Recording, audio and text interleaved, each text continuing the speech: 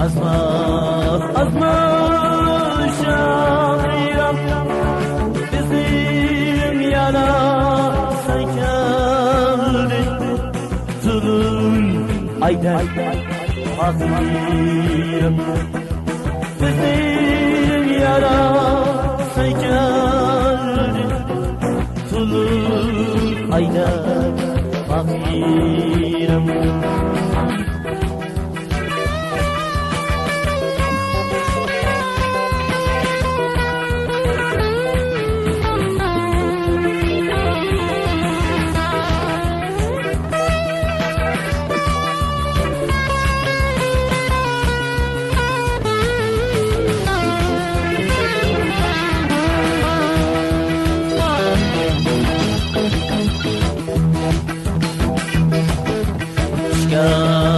Şairiniz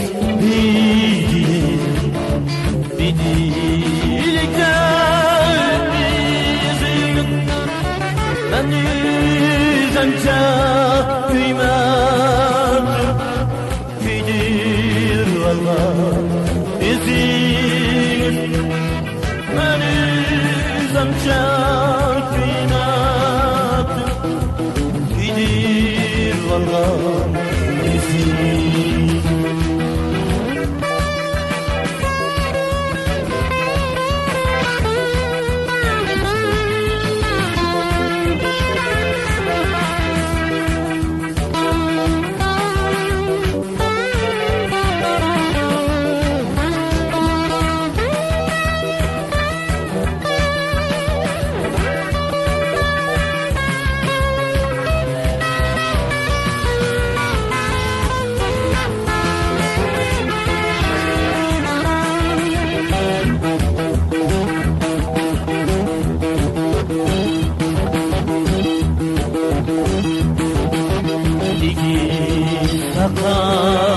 Cihan'da kulingizdi men hatay ha uyanıp siz oynam derdiniz men tatay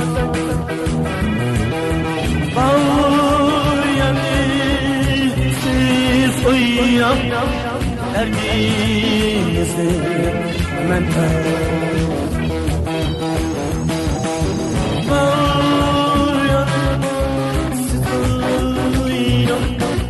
derdi